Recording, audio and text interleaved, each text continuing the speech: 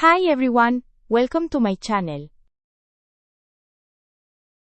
Welcome back Healthy Food Recipes.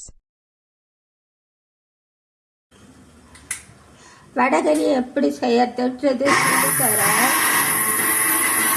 முதல்ல அடுப்பு பற்ற வச்சுக்கோங்க, கேஸ் பற்ற வச்சுக்கோங்க.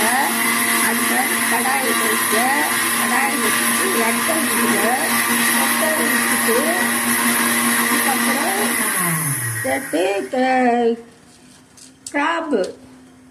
கிராம்பு ரெண்டு போட்டுக்கோங்க. கொஞ்சம் பட்டை போட்டுக்கோங்க. ரெண்டு ஏலக்காய் போட்டுக்கோங்க. கொஞ்சம் பிரிஞ்சி இலை இருக்குல்ல, அது போட்டுக்கோங்க. போட்டுட்டு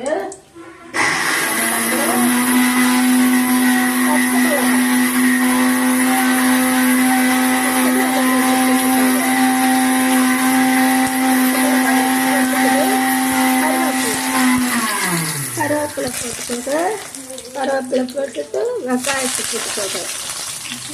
வெங்காயம் ஒரு 2 வெங்காயம், கொஞ்சமாக இருந்தால் ஒரு வெங்காயம் போட்டுக்கோங்க. அதிகமாக சேர்ந்துட்டா ஒரு 2 வெங்காயம் 3 வெங்காயம் அரைச்சி போட்டுக்கலாம்.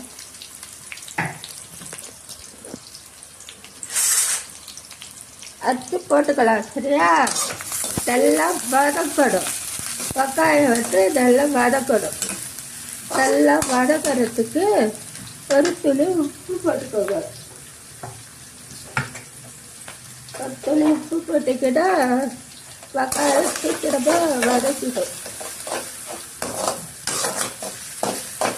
அப்புறம் கடலை மாவு என்ன பண்ணிட்டோம், நைட்டே ஊற வச்சிடலாம். அப்படி இல்லைன்னா இருட்டோட ஒரு 5 மணிக்கா ஊற வச்சுட்டு நம்ம ஒரு 8 மணிக்கா செய்கிறோன்னா ஒரு 5-6 மணிக்கா ஊற வச்சிடலாம்.